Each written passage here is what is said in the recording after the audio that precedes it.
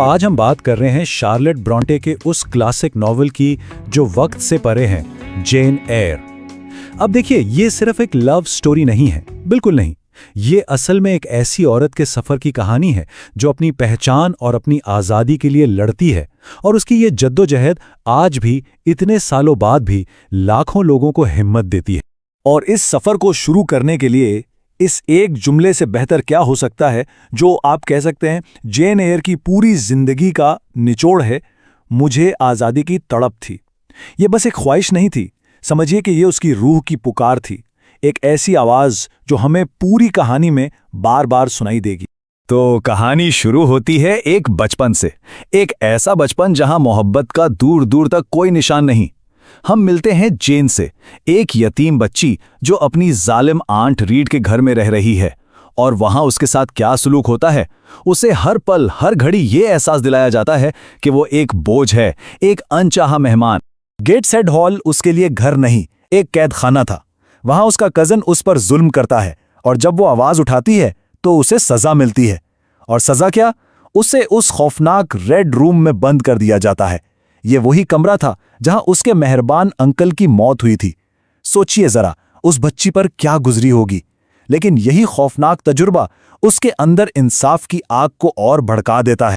तो 10 साल की उम्र में जेन को गेटसेड से निकालकर एक ऐसी जगह भेज दिया जाता है जो शायद उससे भी बदतर थी, लोवुड स्कूल।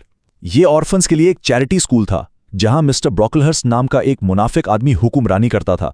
बच्चों को भूख, सर्दी और जिल्लत सब कुछ सहना पड़ता था। यहां जेन को अपनी पहली दोस्त मिलती है, हेलेन बर्न्स, लेकिन अफसोस वो भी एक बीमारी में चली जाती है। लेकिन इतनी मुसीबतों के बावजूद जब 8 साल बाद जेन वहां से निकलती है तो वो एक कमजोर बच्ची नहीं, बल्कि एक तालीम याफ्ता और मजबूत खातून बन चुकी होती है। अब लोवुड की सख्तियों से निकलकर जेन की जिंदगी में एक नया चैप्टर शुरू होने वाला है। वो कदम रखती है थॉर्नफील्ड हॉल की पुरइसरार दुनिया में, एक नई जिंदगी, एक गवर्नेंस के तौर पर। थॉर्नफील्ड में जाने का काम है एक छोटी सी फ्रेंच लड़की एडेल वैरेंस को पढ़ाना। एडेल इस हवेली के मालिक मिस्टर रॉचेस्टर की वार्ड है, और मिस्टर रॉचेस्टर वो एक ऐसे आदमी हैं जिनकी शख्सियत राजों में लिपटी हुई है, हमेशा गैर हाजिर, हमेशा तन्हा। और बहुत जल्द जैन को महसूस होने लगता है कि इस हवेली में कुछ तो गड़बड़ है। रात के सन्नाटे में तीसरी मंजिल से एक अजीब, खौफनाक हंसी की आवाज आती है, एक ऐसी हंसी जो दिलों में कई सवाल पैदा कर देती है। आखिर उस बंद दरवाजे के पीछे कौन है? जब जेन हिम्मत करके पूछती है तो उसे क्या जवाब मिलता है? ओह, वो तो ग्रेस पूल है, एक मुलाजमा, कभी कभार थोड़ी सी पी लेती है। लेकिन ये जवाब जेन को तसल्ली नहीं देता। उसका दिल मानने को तैयार नहीं, और उसका शक वो और गहरा हो जाता है। इन्हीं पुरअसरार हालात के बीच जेन और मिस्टर रोचेस्टर के दरमियान एक अजीब सा, एक मजबूत सा रिश्ता बनने लगता है। वो एक दूसरे में एक ऐसा साथी पाते हैं जो उन्हें ज़हनी और जज्बाती तौर पर समझता है। सोशल क्लास का फर्क एक तरफ, लेकिन जेन की ज़हानत और खुददारी रोचेस्टर के मगरूर दिल को जीत लेती है। और फिर कहानी में एक जोरदार ट्विस्ट आता है। एक रात अचानक मिस्टर रॉचेस्टर के कमरे में आग लग जाती है, और जेन ही उससे बचाती है। यह हादसा उनके रिश्ते को तो मजबूत करता ही है, लेकिन इस बात पर भी मोहर लगा देता है कि थॉर्नफील्ड की दीवारों में कोई बहुत खतरनाक राज दफन है। फिर वो लम्हा आता है जिसका जेन ने शायद कभी सोचा भी नहीं था। मिस्टर रॉचेस्टर समाज के सारे बंधनों को तोड़कर उसे शादी के लिए प्रपोज करते हैं। एक पल के लिए लगता है कि बस जेन को वो सारी खुशियां मिलने वाली हैं जिसकी वो हमेशा से हकदार थी। लेकिन किस्मत को कुछ और ही मंजूर था। शादी की तकरीब ऐन मौके पर रोक दी जाती है। एक ऐसी सच्चाई सामने आती है जो जाने की खुशियों को पल भर में शीशे की तरह तोड़ देती है। और वो झटका देने वाला इंकशाफ क्या है? मिस्टर रोचेस्टर पहले से शादीशुदा हैं। बस ये अल्फाज जेन की पूरी दुनिया उलट पलट कर देते हैं। तो रोचेस्टर सिर्फ जेन को धोखा ही नहीं दे रहा था, वो कानूनन एक जुर्म करने जा रहा था जिसे बिगमी कहते हैं।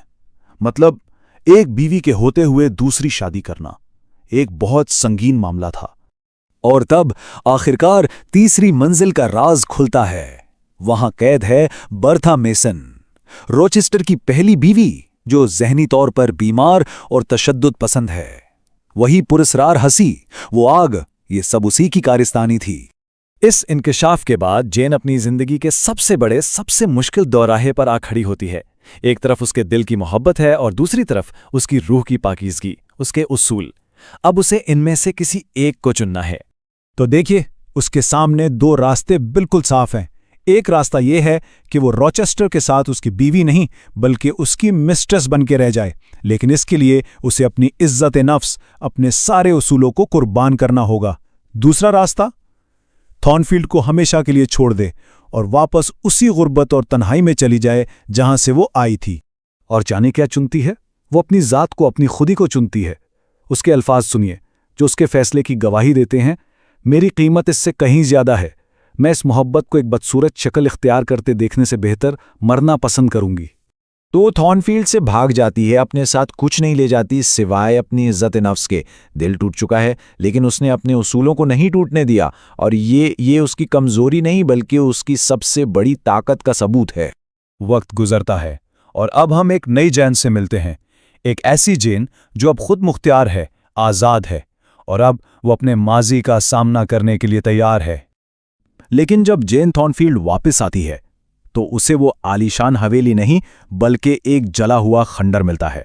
پتہ چلتا ہے کہ برتھا نے ایک آخری تباہ کن آگ لگائی تھی اور اسی آگ میں وہ خود بھی مر گئی، اور اس کے ساتھ ہی جین اور روچسٹر کے بیچ جو سب سے بڑی قانونی اور اخلاقی رکاوٹ تھی وہ بھی ختم ہو گئی۔ اس آگ نے صرف تھارنفیلڈ ہال کو ہی نہیں جلایا تھا، اس نے روچسٹر کے غرور کو بھی راکھ کر دیا تھا۔ وہ پہلے والا مغرور حکم چلانے والا روچسٹر اب نہیں رہا، اس کی جگہ اب ایک ایسا شخص تھا جو نابینا ہو چکا تھا، زخمی تھا، اور اب وہ جین کے سہارے اور اس کی محبت کا محتاج تھا۔ تو جین واپس آتی ہے، لیکن اس بار ایک مجبور گورننس بن کر نہیں بلکہ ایک برابر کی ساتھی بن کر۔ وہ روچسٹر کا سہارا بنتی ہے۔ اب ان کی محبت کسی مجبوری یا سوشل پریشر کا نتیجہ نہیں بلکہ دو آزاد لوگوں کا فیصلہ ہے، اور آخر میں جیسا کہ جین خود کہتی ہے وہ ایک ایسی شادی میں ہے جہاں وہ سچ مچ خوش ہے، جہاں وہ برابر ہے۔ تو آخر میں جین ایئر کی کہانی ہمیں ایک بنیادی سوال پر لا کر کھڑا کر دیتی ہے: زیادہ اہم کیا ہے، جوش و جنون سے بھرپور محبت یا پھر ذاتی اصول اور عزت نفس؟ کیا ایک کے لیے دوسرے کو قربان کرنا ضروری ہے؟ جین کا سفر شاید ہمیں بتاتا ہے کہ اصل خوشی ان دونوں کے درمیان ایک بیلنس قائم کرنے میں ہی ملتی ہے۔ اچھا، تو آج بات کرتے ہیں 1997 کی ایک بہت ہی مشہور فلم جین ایئر کی۔ یہ شارلٹ برونٹے کے کلاسک ناول پر مبنی ہے، اور اس نے ایک ایسی ہیروئن کو جنم دیا جسے آج بھی بھلایا نہیں جا سکا۔ بالکل۔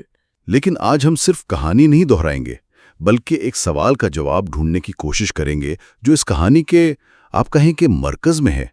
کیا ایک خود مختار، اصولوں پر چلنے والی شخصیت اور شدید بے پناہ محبت، کیا یہ ایک ساتھ چل سکتے ہیں؟ اور یہ سوال بہت اہم ہے کیونکہ دیکھیں، جین ایئر صرف ایک رومانوی ہیروئن نہیں ہے، وہ اس سے کہیں زیادہ ہے۔ جی، وہ اپنی ذات، اپنی عزت نفس اور اپنی آزادی کے لیے لڑتی ہے۔ تو آج کی گفتگو کا مقصد یہی دیکھنا ہے کہ اس کے سفر کے وہ کون سے موڑ تھے جہاں اسے اپنی محبت اور اپنے اصولوں کے درمیان انتخاب کرنا پڑا۔ صحیح۔ ہم اس کے کردار کے ان پہلوؤں کو سمجھنے کی کوشش کریں گے جنہوں نے اسے وکٹورین دور کی ایک عام گورننس سے بہت آگے ایک لازوال کردار بنا دیا۔ تو آئیے اس سفر کا آغاز کرتے ہیں۔ ہم دیکھیں گے کہ کس طرح گیٹس ہیڈ اور لو ووڈ کے جبر نے جین کے کردار کی بنیاد رکھی۔ پھر تھارنفیلڈ ہال کے پراسرار ماحول میں اس کی محبت کیسے پروان چڑھی، اور آخر میں کیا اسے وہ خوشی ملی جس میں اس کی محبت اور خودی دونوں محفوظ رہ سکیں۔ کہانی کا آغاز ہی اتنا تکلیف دہ ہے۔ گیٹس ہیڈ میں ننی جین کے ساتھ جو سلوک ہوتا ہے، خاص طور پر وہ ریڈ روم والا واقعہ۔ ہاں وہی، اسے دیکھ کر آج بھی غصہ آتا ہے۔ اسے ایک ایسے کمرے میں سزا کے طور پر بند کر دیا جاتا ہے جہاں اس کے چچا کی موت ہوئی تھی، اور وہ خوف سے چیختی رہتی ہے۔ ایک بچے کے ساتھ ایسی ناانصافی کیوں؟ دیکھیں، یہیں پر ہم جین کے کردار کا آپریٹنگ سسٹم بنتے ہوئے دیکھتے ہیں۔ اس کے اندر دو بنیادی کوڈ لکھے جا رہے ہیں۔ اچھا؟ پہلا، ناانصافی کو کبھی قبول نہ کرو۔ جب اس کی خالہ مسز ریڈ اسے جھوٹا کہتی ہیں تو وہ پہلی بار پلٹ کر جواب دیتی ہیں۔ وہ کہتی ہیں، مجھے خوشی ہے کہ آپ میری رشتہ دار نہیں ہے، میں آپ کو پھر کبھی خالہ نہیں کہوں گی۔ یہ تو ایک چھوٹی بچی کی طرف سے بغاوت کا اعلان ہے۔ بالکل۔ اور دوسرا کوٹ ہے، ایسی محبت تلاش کرو جو تمہیں تمہاری ذات کی وجہ سے قبول کرے، نہ کہ تمہاری حیثیت کی وجہ سے۔ اور یہ دو اصول اس کی پوری زندگی کے فیصلوں کو چلاتے ہیں۔ تو جین گیٹسہیڈ کے اس ظلم سے تو بچ نکلی، لیکن اس کی اگلی منزل لووڈ اسکول، وہ تو ایک الگ ہی قسم کا قید خانہ تھا۔ جی، وہاں جسمانی کے ساتھ ساتھ روحانی جبر بھی تھا۔ ناقابل خوراک کھانا، وہ ٹھنڈ، اور سب سے بڑھ کر مسٹر بروک لیسرٹ کے ہاتھوں سرعام تذلیل، جب وہ اسے شیطان کی خادمہ قرار دیتے ہیں۔ یہ تو ایک عذاب سے نکل کر دوسرے میں پھنسنے والی بات ہوئی۔ ہاں، لیکن یہیں اسے پہلی بار دوستی کا مطلب بھی سمجھ آیا۔ ہیلن برنز، وہ اس کی زندگی میں روشنی کی پہلی کرن تھی۔ ہیلن کا فلسفہ جین سے بالکل مختلف تھا۔ جہاں جین ناانصافی پر غصے سے بھر جاتی تھی، وہیں ہیلن اسے برداشت اور صبر سے سہنے کی تلقین کرتی تھی۔ اور پھر ہیلن کی ٹائفس کے بخار سے موت، وہ جین کے لیے ایک بہت بڑا صدمہ تھا۔ لووڈ میں 8 سال گزارنے کے بعد جین کو احساس ہوتا ہے کہ اسے ایک نئی زندگی چاہیے۔ وہ اخبار میں اشتہار دیتی ہے اور اسے تھورن فیلڈ ہال میں ایک گورننس کی نوکری مل جاتی ہے، اور یہ اس کی زندگی کا ایک نیا باب ہے۔ وہاں وہ مسز فیئر فیکس اور اپنی شاگرد ایڈلی سے ملتی ہے۔ ماحول پرسکون ہے، لیکن جلد ہی کچھ عجیب چیزیں ہونے لگتی ہیں۔ اور یہی کہانی کا گوتھک عنصر سامنے آتا ہے، یعنی وہ خوفناک پراسرار ماحول جو پرانی حویلیوں اور چھپے ہوئے رازوں سے جڑا ہوتا ہے۔ وہ تیسری منزل سے آنے والی پراسرار ڈراؤنی ہنسی۔ جی، مسز فیئر فیکس اسے گریس پول نامی ملازمہ کی حرکت کہہ کر ٹال دیتی ہیں، لیکن ہمیں محسوس ہوتا ہے کہ معاملہ اتنا سادہ نہیں ہے۔ یہ ہنسی صرف ایک آواز نہیں، یہ تھورن فیلڈ کی دیواروں میں چھپے رازوں کی پہلی دستک ہے۔ اور پھر ان رازوں کے مرکز مسٹر روچسٹر کی آمد ہوتی ہے۔ ان کی پہلی ملاقات ہی اتنی عجیب ہے، روچسٹر گھوڑے سے گرتا ہے اور ایک عام گورنس اس کی مدد کرتی ہے۔ کیا یہ صرف ایک ڈرامائی اتفاق تھا یا نہیں، آپ نے بہت دلچسپ نقطہ اٹھایا ہے۔ یہ صرف ایک اتفاق نہیں ہے۔ اس منظر میں روچسٹر، جو طاقت اور حیثیت کی علامت ہے، وہ کمزور ہے اور محتاج ہے، جبکہ جین، جو بظاہر کمزور ہے، اس کی مدد کرنے والی ہے۔ یہ تو ان کے پورے رشتے کا خلاصہ ہے۔ بالکل، ان کا رشتہ روایتی مالک اور ملازم کا نہیں ہو سکتا۔ ان کی پہلی باقاعدہ گفتگو سے ہی یہ واضح ہو جاتا ہے۔ وہ اس سے پوچھتا ہے، کیا تم مجھے خوبصورت سمجھتی ہو؟ یہ ایک بہت ہی غیر معمولی سوال ہے۔ اور جین کا جواب، نہیں جناب، وہ اس سے بھی زیادہ غیر معمولی ہے۔ وہ سچ بولتی ہے، چاہے اس سے اس کے مالک کو ناگوار ہی کیوں نہ گزرے۔ بالکل، اور یہی صاف گوئی روچسٹر کو اپنی طرف کھینچتی ہے۔ وہ ایسی عورتوں کا عادی ہے جو اس کی خوشامد کرتی ہیں۔ جین پہلی ہے جو اسے ذہنی طور پر چیلنج کرتی ہے۔ ان کی گفتگو ایک طرح سے ذہانت کا مقابلہ بن جاتی ہے۔ جی، وہ ایک دوسرے کی روح کو ٹٹول رہے ہوتے ہیں۔ روچسٹر اسے ایڈیلی کی ماں کی کہانی سناتا ہے جو اس کی ماضی کی تکلیف کو ظاہر کرتی ہے۔ وہ جین کے اندر ایک ایسی روح دیکھتا ہے جو اس کی اپنی تنہا اور بے چین روح سے ملتی جلتی ہے۔ اور ان کا تعلق اس وقت مزید گہرا ہوتا ہے جب ایک رات جین کو وہی پراسرار ہنسی سنائی دیتی ہے اور وہ دیکھتی ہے کہ روچسٹر کے بستر کو آگ لگی ہوئی ہے۔ وہ اسے بچاتی ہے۔ ایک بہت بڑا لمحہ ہے۔ اس نے لفظی طور پر اس کی جان بچائی ہے۔ ہاں، اور اس کے بعد روچسٹر کا رویہ بہت عجیب ہو جاتا ہے۔ وہ جین کے لیے اپنی محبت کا اشارہ دیتا ہے، لیکن اگلے ہی دن وہ اچانک چلا جاتا ہے۔ اور پھر امیر مہمانوں کا ایک پورا گروپ کے ساتھ واپس آتا ہے، جن میں خوبصورت بلانچ انگرام بھی شامل ہے۔ یہ حصہ سمجھنا بہت مشکل ہے۔ اس آگ کے بعد روچسٹر کا بلانچ انگرام کو لانا یہ ایک بہت ہی عجیب حرکت تھی۔ کیا وہ جان بوجھ کر جین کو تکلیف پہنچا رہا تھا؟ یہ روچسٹر کے کردار کی پیچیدگی کو ظاہر کرتا ہے۔ ایک سطح پر یہ بہت ظالمانہ ہے۔ بالکل۔ وہ جین کو یہ احساس دلا رہا ہے کہ سماجی حیثیت کے لحاظ سے وہ اس کے برابر نہیں ہے، لیکن دوسری طرف یہ ایک امتحان بھی ہے۔ وہ دیکھنا چاہتا ہے کہ کیا جین واقعی اس سے محبت کرتی ہے یا صرف اس کی دولت اور حیثیت سے متاثر ہے۔ یعنی وہ خود بھی سماجی دباؤ اور اپنی خواہشات کے درمیان پھنسا ہوا ہے۔ جی، وہ بے وقت ظالم بھی ہے اور مظلوم بھی۔ اور جین اس امتحان میں بہت تکلیف سے گزرتی ہے۔ وہ خود کو سادہ، غریب اور عام سمجھتی ہے، اور یہ مان لیتی ہے کہ روچسٹر بلانچ سے ہی شادی کرے گا۔ اور پھر وہ ڈرامائی شام آتی ہے جب روچسٹر جین کو بتاتا ہے کہ اسے آئرلینڈ جانا پڑے گا کیونکہ وہ شادی کرنے والا ہے۔ جین کے جذبات کا باندھ ٹوٹ جاتا ہے۔ وہ اپنی محبت کا اعتراف کرتی ہے، اور اسی لمحے روچیسٹر اسے شادی کی پیشکش کر دیتا ہے۔ وہ مشہور لائن کہتا ہے، ایسا لگتا ہے جیسے میرے دل اور تمہارے دل کے درمیان ایک دھاگا بندھا ہوا ہے۔ یہ ایک انتہائی رومانوی لمحہ ہے، لیکن اس کے فوراً بعد خطرے کی گھنٹیاں بجنا شروع ہو جاتی ہیں۔ جی، شادی سے ایک رات پہلے ایک پراسرار عورت جین کے کمرے میں آتی ہے اور اس کے شادی کے جوڑے کو پھاڑ دیتی ہے۔ روچیسٹر اسے ایک برا خواب کہہ کر ٹال دیتا ہے، لیکن یہ ایک واضح اشارہ ہے کہ کچھ بہت غلط ہونے والا ہے۔ یہ کہانی کا وہ موڑ ہے جہاں گوتھک اسرار اور رومانس آپس میں ٹکراتے ہیں۔ خوشی کے عین عروج پر تباہی کا سایہ منڈلانے لگتا ہے۔ اور پھر شادی کے دن چرچ میں وہ تباہی آ ہی جاتی ہے۔ جب پادری پوچھتا ہے کہ کیا کسی کو اس شادی پر اعتراض ہے، تو ایک آواز آتی ہے، یہ شادی نہیں ہو سکتی۔ مسٹر میسن، اور وہ انکشاف کرتا ہے کہ روچیسٹر پہلے سے شادی شدہ ہے۔ یہ ایک دھماکہ خیز لمحہ ہے۔ اس کے بعد کہانی کا سب سے بڑا راز فاش ہوتا ہے۔ روچیسٹر سب کو تھورن فیلڈ کی تیسری منزل پر لے جاتا ہے اور اٹاری کا دروازہ کھولتا ہے۔ وہاں ایک وحشی پاگل عورت قید ہے، برتھا میسن، روچیسٹر کی بیوی۔ تو یہ وہی عورت تھی۔ جی، یہی وہ عورت تھی جس کی ہنسی سنائی دیتی تھی، جس نے آگ لگائی تھی اور جس نے جین کا جوڑا پھاڑا تھا۔ روچیسٹر بتاتا ہے کہ اسے دھوکے سے اس عورت سے شادی پر مجبور کیا گیا تھا، جس کا خاندان پاگل پن کی تاریخ رکھتا ہے۔ اب جین اپنی زندگی کے سب سے بڑے دوراہے پر کھڑی ہے۔ وہ روچیسٹر سے شدید محبت کرتی ہے، لیکن وہ ایک ایسے شخص کے ساتھ کیسے رہ سکتی ہے جو پہلے سے شادی شدہ ہے؟ اور روچیسٹر اسے اپنے ساتھ رہنے پر راضی کرنے کی کوشش کرتا ہے، اپنی داشتہ بننے کی پیشکش کرتا ہے۔ اور یہیں جین کے کردار کی اصل طاقت سامنے آتی ہے۔ اس کے لیے محبت سب کچھ ہے، لیکن اپنی عزت نفس سے بڑھ کر نہیں۔ وہ اسے کہتی ہے، میں اس سے زیادہ قابل ہوں۔ بالکل، یہ صرف ایک جملہ نہیں، یہ اس کی پوری زندگی کا فلسفہ ہے۔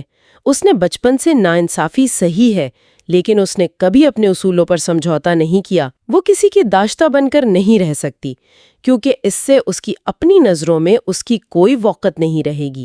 تو وہ تھورن فیلڈ چھوڑ دیتی ہے بغیر پیسے اور بغیر کسی سہارے کے۔ یہ ایک ناقابل یقین حد تک بہادرانہ فیصلہ ہے۔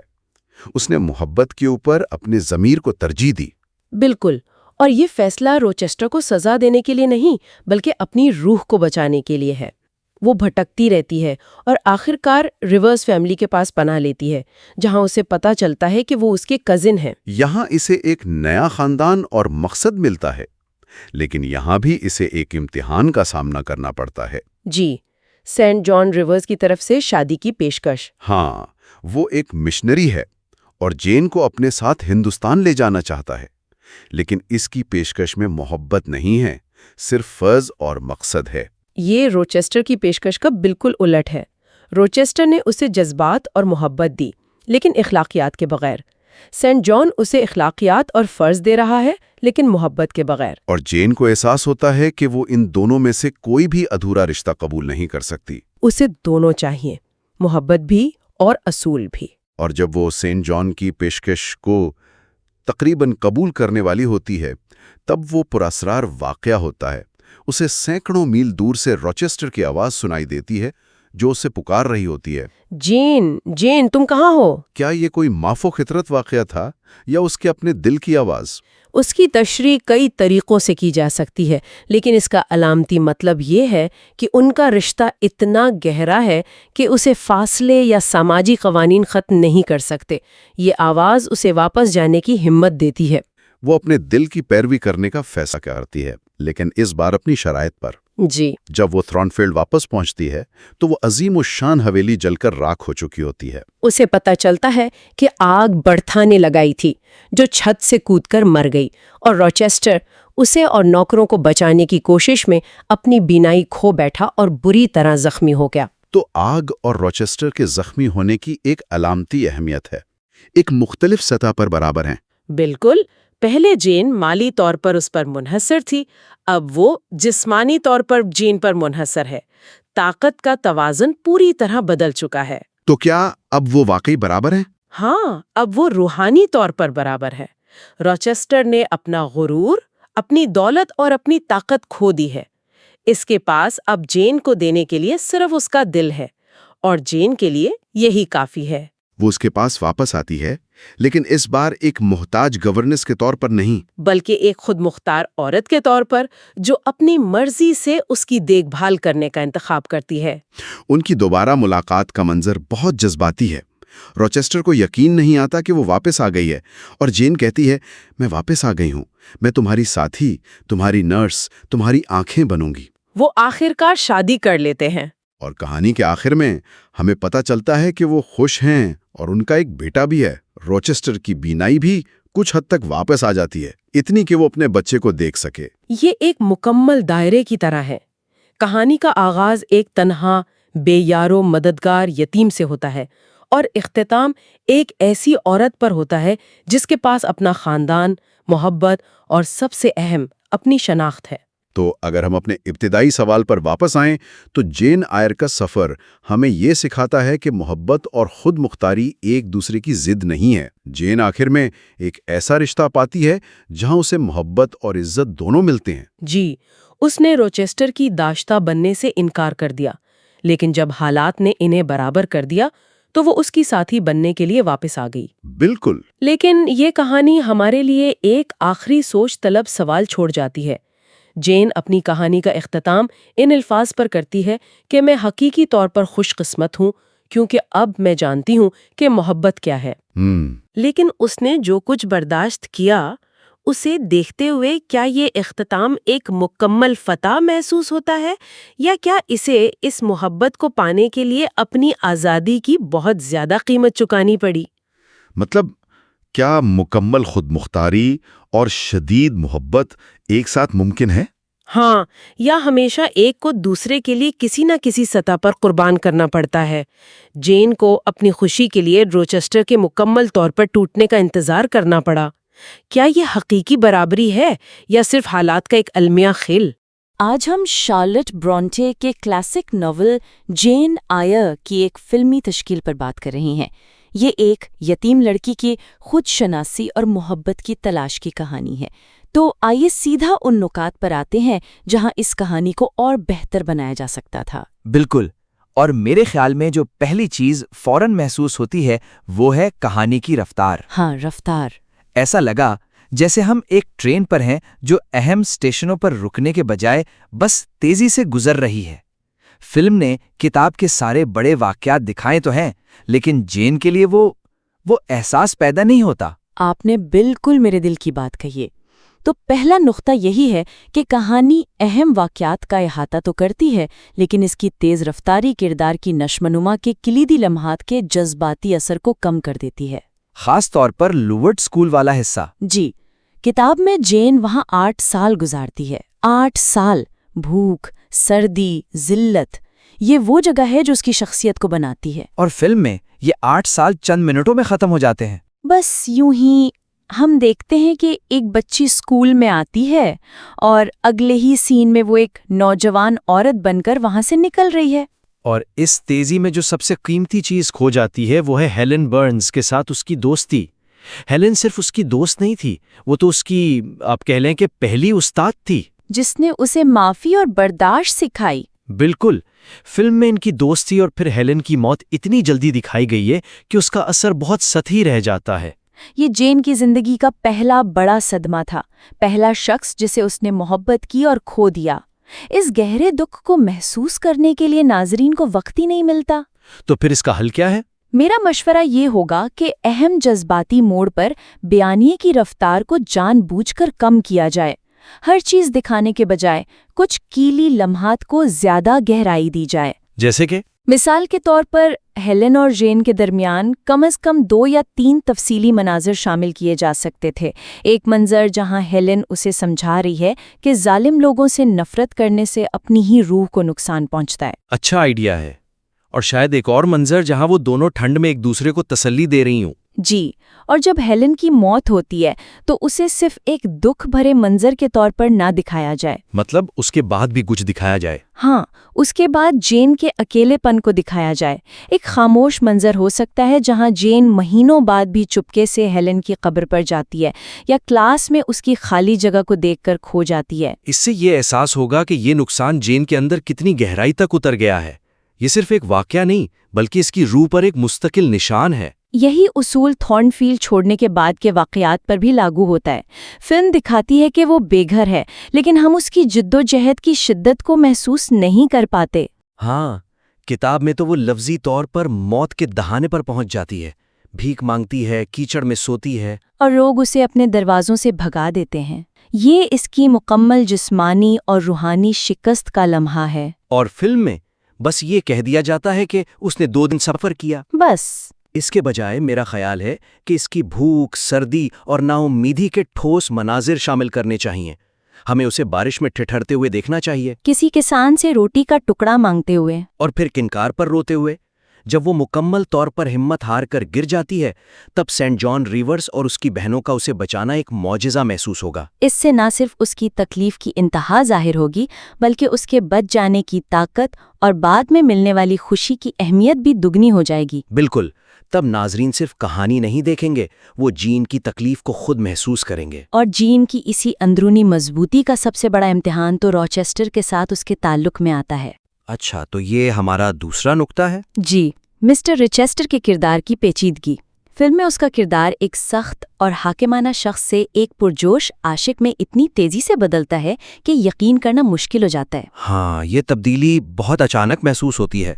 ایک لمحے وہ جین سے سرد مہری سے بات کر رہا ہے، اور اگلے ہی لمحے وہ اس پر اپنی محبت نچھاور کر رہا ہے۔ مجھے لگتا ہے کہ فلم اس کے متضاد اعمال کے پیچھے کی نفسیاتی گہرائی کو ٹھیک سے نہیں پکڑ سکی۔ صحیح کہا۔ کتاب پڑھتے ہوئے ہمیں مسلسل یہ احساس ہوتا ہے کہ اس شخص کے اندر ایک طوفان چل رہا ہے۔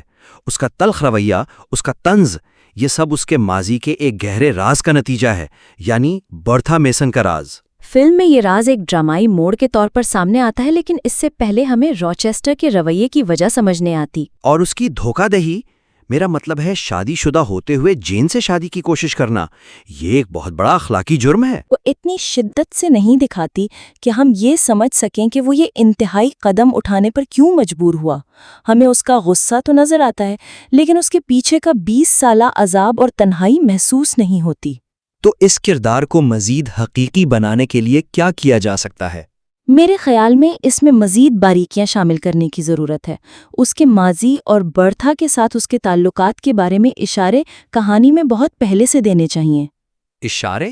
کس طرح کے اشارے؟ یوں کہیں کہ جین کے تھارنفیلڈ آنے کے فوراً بعد روچیسٹر کے کچھ تنہا مناظر شامل کیے جائیں، جہاں وہ رات کو لائبریری میں اکیلا بیٹھا ہے اور اسے تیسری منزل سے کوئی مدھم سی آواز سنائی دیتی ہے اور اس کے چہرے پر اذیت کے تاثرات آ جاتے ہیں۔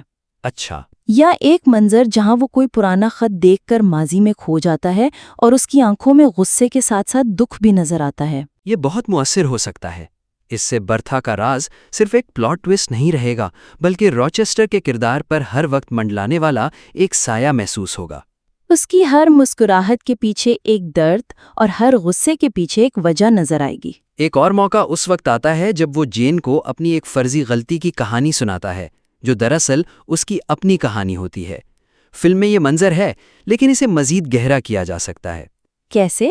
آپ کے خیال میں اسے مزید مؤثر کیسے بنایا جا سکتا ہے؟ دیکھیں، اس منظر میں اس کی آواز میں صرف تجسس نہیں ہونا چاہیے، بلکہ حقیقی درد، پچھتاوا اور خود کو جواز دینے کی ایک بے چین کوشش بھی نظر آنی چاہیے۔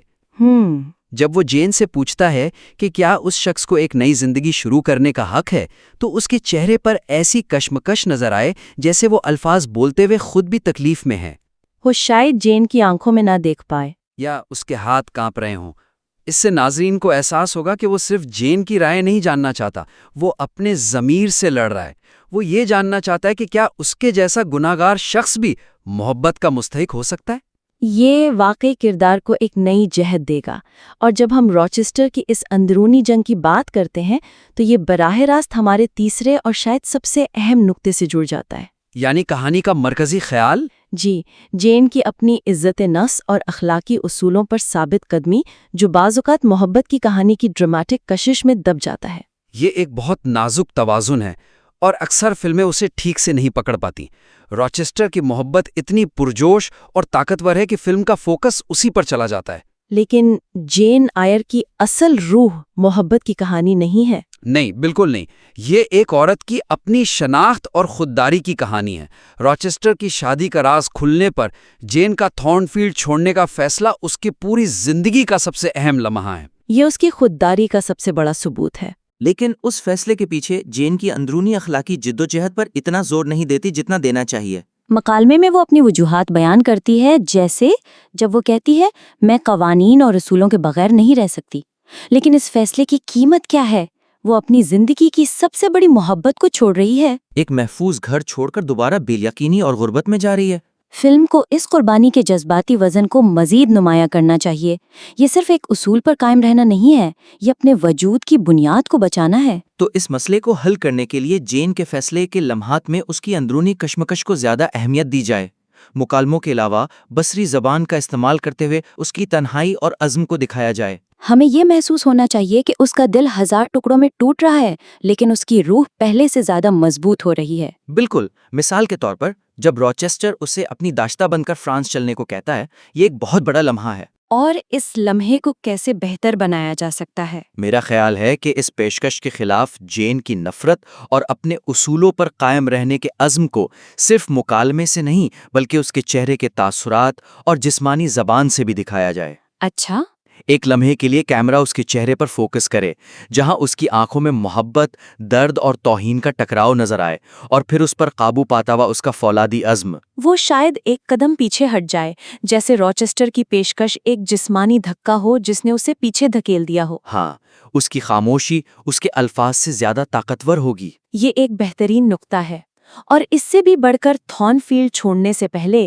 ایک خاموش منظر شامل کیا جا سکتا ہے۔ ایسا منظر؟ رات کے اندھیرے میں جب سب سو رہے ہوں، جین آخری بار ان کمروں سے گزرتی ہے جہاں اس نے اپنی زندگی کے سب سے خوشگوار دن گزارے تھے۔ وہ اس پیانو کو چھوتی ہے جسے وہ بجاتی تھی، اس کرسی کو دیکھتی ہے جہاں راچیسٹر بیٹھتا تھا، اور اس باغ کی طرف دیکھتی ہے جہاں اس نے محبت کا اظہار کیا تھا۔ اور اس منظر میں کوئی مکالمہ نہ ہو، صرف پس منظر میں ہلکی اداس موسیقی ہو۔ بالکل، اس سے یہ ظاہر ہوگا کہ وہ صرف ایک شخص کو نہیں بلکہ ایک پوری زندگی، ایک گھر اور اپنی خوشیوں کو قربان کر رہی ہے۔ اور یہ قربانی وہ کسی اور کے لیے نہیں بلکہ اپنی عزت نفس کے لیے دے رہی ہے۔ یہ خاموشی، یہ چھوٹے چھوٹے اشارے مکالموں سے کہیں زیادہ بلند آواز میں اس کی قربانی کی شدت کو بیان کریں گے۔ تو خلاصہ یہ ہے کہ اس شاندار کہانی کی فلمی تشکیل کو مزید مؤثر بنانے کے لیے 3 اہم شعبوں پر توجہ دی جا سکتی ہے۔ پہلا، کہانی کی رفتار کو کچھ اہم جذباتی لمحات پر سست کیا جائے تاکہ ناظرین کرداروں کے ساتھ گہرا تعلق بنا سکیں۔ ووڈ کے 8 سال اور تھورن فیلڈ کے بعد کی جدوجہد کو زیادہ وقت دیا جائے۔ دوسرا، مسٹر راچیسٹر کے کردار میں مزید نفسیاتی گہرائی شامل کی جائے تاکہ اس کا رویہ اور اس کے اعمال اچانک اور بے وجہ نہ لگیں۔ جی، اس کے ماضی کے بوجھ کے اشارے کہانی میں پہلے سے شامل کیے جائیں تاکہ ناظرین اس کی اندرونی کشمکش کو سمجھ سکیں۔ اور تیسرا اور سب سے اہم، جین کی خودداری اور اخلاقی عزم کے مرکزی خیال کو محبت کی کہانی پر حاوی رکھا جائے۔ اس کے فیصلوں، خاص طور پر تھرون فیلڈ چھوڑنے کے فیصلے کے پیچھے کی اندرونی جدوجہد اور قربانی کو بصری زبان اور خاموش لمحات کے ذریعے مزید طاقتور بنایا جائے۔ ہمیں امید ہے کہ یہ تجاویز آپ کے کام کو بہتر بنانے میں مددگار ثابت ہوں گی۔ یہ صرف چند خیالات ہیں اور ان پر عمل کرنے کے بہت سے تخلیقی طریقے ہو سکتے ہیں۔ اور جب آپ ان پر کام کر لیں تو ہمیں اپنا کام دوبارہ ضرور بھیجیے گا، ہم اسے دیکھنے کے منتظر رہیں گے۔ بحث و نظر میں خوش آمدید۔ آج ہم ایک ایسی کہانی کی بات کر رہی ہیں جو محبت، فرض اور دھوکے کی پیچیدگیوں کو پرکھتی ہے۔ یہ کہانی جین ایئر نامی ایک نوجوان گورنس اور اس کے پراسرار آجر مسٹر روچیسٹر کے گرد گھومتی ہے۔ تو آج ہمارا مرکزی سوال یہ ہے کہ راچیسٹر نے جو کیا، یعنی جین سے اپنی زندہ بیوی کا راز چھپا کر شادی کرنے کی کوشش کی، کیا ہم اسے اس کے المناک حالات اور جین کے لیے اس کی شدید محبت کو دیکھتے ہوئے کسی حد تک بھی جائز ٹھہرا سکتے ہیں؟ جی، اور میں یہ دلیل پیش کروں گا کہ روچیسٹر کے تکلیف ان کے خود غرضانہ دھوکے اور ایک معصوم عورت کے ساتھ ہیرا پھیری کا جواز بالکل پیش نہیں کرتی جو مکمل طور پر ان پر انحصار کرتی تھیں۔ دیکھیں، مسٹر راچیسٹر کو صرف ایک ولن سمجھ لینا میرے خیال میں بہت ایک سمپلیفیکیشن ہے۔ ہمیں ان کے حالات کو سمجھنا ہوگا۔ انہیں جوانی میں ایک ایسی شادی میں دھکیل دیا گیا تھا جو سراسر ایک دھوکہ تھی۔ ان کے والد اور بھائی نے صرف دولت کے لالچ میں جمیکا میں ان کی شادی برتھا میسن سے کروا دی، یہ جانتے ہوئے کہ اس کے خاندان میں ذہنی بیماری موروثی ہے۔ یہ حقیقت ان سے چھپائی گئی۔ جب وہ انگلینڈ واپس آئے تو ان کے پاس کیا چارہ تھا؟ اس دور کے پاگل خانے، وہ تو جہنم سے کم نہیں تھے۔ برتھا کو وہاں بھیجنا اسے موت کے منہ میں دھکیلنے کے برابر تھا، تو انہوں نے اسے تھارنیفیلڈ ہال میں رکھا، ایک نرس کی دیکھ بھال میں۔ 15 سال کی تنہائی اور اذیت کے بعد جب انہیں جین کی صورت میں پہلی بار سچی محبت ملی تو انہوں نے اسے سماجی رسم و رواج کی بھینٹ چڑھانے سے انکار کر دیا۔ ان کا دھوکہ ایک فرد کی خوشی کی ذاتی جدوجہد تھی جو اس دور کے جابرانہ سماجی قانونوں کے خلاف تھی۔ میں آپ کی بات سمجھتا ہوں کہ ان کا ماضی تکلیف دہ تھا، لیکن نیک ارادے خطرناک اعمال کا جواز نہیں بن سکتے، خاص طور پر جب ان اعمال کی بنیاد ہی جھوٹ پر رکھی گئی ہو۔ روچسٹر کے اقدامات کی بنیاد سراسر خود غرضی پر تھی۔ وہ جان بوجھ کر بیگیمی کا جرم کرنے جا رہے تھے، اور ہمیں یاد رکھنا چاہیے کہ بیگیمی صرف ایک سماجی غلطی نہیں تھی۔ وکٹورین انگلینڈ میں یہ ایک سنگین جرم تھا جس کی سزا قید اور سماجی تباہی تھی۔ وہ جین کو نہ صرف ایک جھوٹی شادی میں گھسیٹ رہے تھے بلکہ اسے ایک جرمانہ فعل میں شریک بنا رہے تھے جس سے اس کی عزت ہمیشہ کے لیے داغدار ہو جاتی۔ اور جہاں تک برتھا کی دیکھ بھال کا تعلق ہے، وہ دراصل اسے دنیا کی نظروں سے چھپانے کے لیے قید تھی۔ یہ اس دور کی نوآبادیاتی اور صنفی سیاست کی بھی عکاسی کرتا ہے۔ ایک کریول وارث جس کی دولت روچسٹر کی ملکیت بن گئی، اسے خاموش کر کے اٹاری میں بند کر دیا گیا۔ یہ محض ایک بیوی کو چھپانا نہیں تھا بلکہ سلطنت کے دوسرے کو دبانے کی ایک علامت تھی جس کی دولت سے وہ لطف اندوز ہو رہے تھے۔ آپ اسے قید کہہ رہے ہیں، لیکن کیا یہ کنسیلمنٹ یا چھپانا برتھا کی حفاظت کے لیے ضروری نہیں تھا؟ اگر اس کی حالت کا علم ہو جاتا تو قانون اسے روچسٹر سے لے کر ایک ایسے ادارے میں ڈال دیتا جہاں اس کے ساتھ غیر انسانی سلوک ہوتا۔ اس کا جھوٹ ایک سنگدل انتخاب تھا، ایک بیوی کو بدتر قسمت سے بچانے کے لیے معاشرے سے جھوٹ بولنا۔ انہوں نے بہترین ڈاکٹروں سے مشورہ کیا جیسا کہ وہ خود بتاتے ہیں، لیکن کوئی علاج ممکن نہیں تھا، تو انہوں نے جو راستہ چنا وہ اپنی ذمہ داری نبھانے کی ایک کوشش تھی۔ تھارنفیلڈ کی اٹاری خوفناک تھی، لیکن اس دور کے پبلک اسائلم سے شاید بہتر تھی۔ ذمہ داری، لیکن کیا ذمہ داری میں شفافیت نہیں ہونی چاہیے؟ اگر یہ ہمدردی ہوتی تو اس میں جھوٹ اور فریب کی اتنی پرتیں نہ ہوتی۔ روچسٹر نے گرلسپول یعنی نرس کے بارے میں مسلسل جھوٹ بولا۔ جب جین نے تیسری منزل پر پراسرار ہنسی کے بارے میں پوچھا تو اسے ٹال دیا گیا۔ جب روچسٹر کے بستر کو آگ لگائی گئی تو اس نے اسے موم بتی کا حادثہ قرار دیا۔ یہ دیکھ بھال نہیں، یہ ایک خطرناک راز کو چھپانے کی مسلسل کوشش تھی، اور یہ کوئی پرامن قید نہیں تھی۔ برتھا کی حالت اتنی پرتشدد تھی کہ اس نے اپنے ہی بھائی مسٹر میسن کو کاٹا اور زخمی کیا۔ روچسٹر خود اسے ایک ویمپائر یا خون آشام بلا سے تشبیہ دیتا ہے۔ آپ اس مسلسل دھوکے بازی کو ہمدردی کا نام کیسے دے سکتے ہیں؟ برتھا کی صورتحال کی المناک حقیقت ہی روچسٹر کو جین کی طرف کھینچتی ہے۔ وہ اس میں صرف محبت ہی نہیں بلکہ اپنی 15 سالہ قید سے اخلاقی نجات بھی دیکھتا ہے۔ یہی وجہ ہے کہ ان کے نزدیک یہ رشتہ عام قوانین سے بالا تر تھا۔ وہ جین سے کہتے ہیں، تم میری دوسری ذات ہو، میری بہترین ذات۔ ان کے لیے جین کے ساتھ ایک ہونا ایک روحانی ضرورت تھی، ایک ایسا حق جو معاشرہ ان سے چھین رہا تھا۔ ان کا دھوکہ اس گہری مایوسی سے پیدا ہوا تھا کہ وہ اپنی زندگی کی واحد خوشی، واحد روشنی کو کھونے والے ہیں۔ لیکن محبت تو اعتماد پر قائم ہوتی ہے نا، اور روچسٹر نے اس اعتماد کو ہر قدم پر توڑا۔ وہ نہ صرف اپنی شادی چھپاتے ہیں بلکہ وہ جین کو جان بوجھ کر جذباتی اذیت بھی دیتے ہیں۔ یاد کیجئے کہ انہوں نے بلانچ انگرم کے ساتھ اپنے تعلقات کا ڈرامہ کیا صرف اس لیے کہ جین کو غیرت دلا سکیں۔ یہ ایک ظالمانہ کھیل تھا۔ وہ جین کے جذبات سے کھیل رہے تھے، یہ دیکھنے کے لیے کہ وہ کتنا رد عمل ظاہر کرتی ہے۔ یہ کسی ایسے شخص کا رویہ نہیں جو دوسرے کی عزت کرتا ہو، بلکہ کسی ایسے شخص کا ہے جو دوسرے کو اپنی کٹ پتلی سمجھتا ہو۔ اور جب شادی کے دن سچ سامنے آیا تو ان کا رد عمل افسوس سے زیادہ غصے کا تھا کہ ان کا منصوبہ ناکام ہو گیا۔ جیسا کہ جین نے خود کہا، جھوٹ بولنے والی میں نہیں ہوں۔ سچی محبت میں اس قسم کی ہیرا پھیری کی کوئی گنجائش نہیں ہوتی۔ آپ بلانچ انگرام والے واقعے کو ظلم قرار دے رہے ہیں، لیکن میں اسے ایک اور زاویے سے دیکھتی ہوں۔ کیا یہ ممکن نہیں کہ روچیسٹر، جو سماجی طور پر اناڑی اور 15 سال سے الگ تھلگ زندگی گزار رہا تھا، جین کے جذبات کی گہرائی کو پرکھنے کی ایک بھونڈی کوشش کر رہا تھا؟ وہ یہ دیکھنا چاہتا تھا کہ کیا جین بھی اسے اتنی ہی شدت سے چاہتی ہے؟ کیا وہ محض ایک ملازمہ ہے یا ایک ایسی روح جو اس کے برابر کھڑی ہو سکے؟ یہ ایک غلط طریقہ تھا، اس میں کوئی شک نہیں، لیکن شاید اس کی نیت بدنیتی پر مبنی نہیں تھی، بلکہ اپنی شدید غیر یقینی اور مایوسی کا اظہار تھا۔ اسے محبت کا اظہار نہ آنا کہنا بہت بڑی رعایت ہے۔ یہ سیدھا جذباتی استحصال ہے، اور یہ ہمیں طاقت کے توازن کے مرکزی مسئلے پر واپس لاتا ہے۔ آپ کہتی ہیں کہ وہ جین کو اپنا برابر سمجھتے تھے، لیکن ان کے اعمال اس کی نفی کرتے ہیں۔ فکری برابری سماجی اور معاشی عدم مساوات کو ختم نہیں کرتی۔ روچیسٹر مسلسل اپنی طاقت کا استعمال کرتے ہیں۔ وہ اسے حکم دیتے ہیں، بیٹھ جاؤ، پیانو بجاؤ۔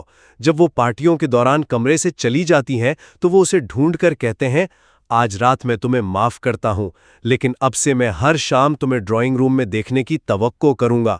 یہ ایک حکم ہے، درخواست نہیں۔ لیکن ان کے درمیان ہونے والی گفتگو کو نظر انداز نہیں کیا جا سکتا۔ وہ گھنٹوں باتیں کرتے تھے، خیالات کا تبادلہ کرتے تھے، وہ ان کی صاف گوئی اور ذہانت کی قدر کرتے تھے، اور سب سے اہم بات یہ ہے کہ جین نے خود اس برابری کا اعتراف کیا۔ جب اسے لگتا ہے کہ اسے تھارن فیلڈ چھوڑنا پڑے گا تو وہ روچیسٹر سے کہتی ہے، میں آپ کے برابر ہوں اور آپ نے میرے ساتھ ویسا ہی سلوک کیا ہے۔ جین کوئی کمزور بے زبان لڑکی نہیں تھی، وہ روچیسٹر کو چیلنج کرتی تھی، اس سے بحث کرتی تھی۔ ان کا رشتہ آجر اور ملازم سے کہیں بڑھ کر تھا۔ میں مانتا ہوں کہ جین مضبوط ہے، لیکن اس کی مضبوطی روچیسٹر کے طاقت کے غلط استعمال کو معاف نہیں کرتی۔ اس کا سب سے بڑا ثبوت وہ منظر ہے جب شادی کی ناکامی کے بعد جین تھارن فیلڈ چھوڑنے کی کوشش کرتی ہے۔ روچیسٹر اسے جسمانی طور پر روکتے ہیں، دروازہ بند کر دیتے ہیں اور اسے جذباتی طور پر بلیک میل کرتے ہیں۔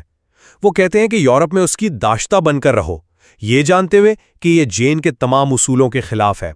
یہ برابری کا رشتہ نہیں، بلکہ ایک غالب شخصیت کا اپنے ماتحت پر کنٹرول ہے۔ جب میں اس سین کے بارے میں سوچتا ہوں جہاں جین کو سچائی کا پتہ چلتا ہے، اس کی دنیا بکھر جاتی ہے، اور اس لمحے میں روچیسٹر کا غصہ اور خود ترسی وہ اتنی خود غرض نہ لگتی ہے۔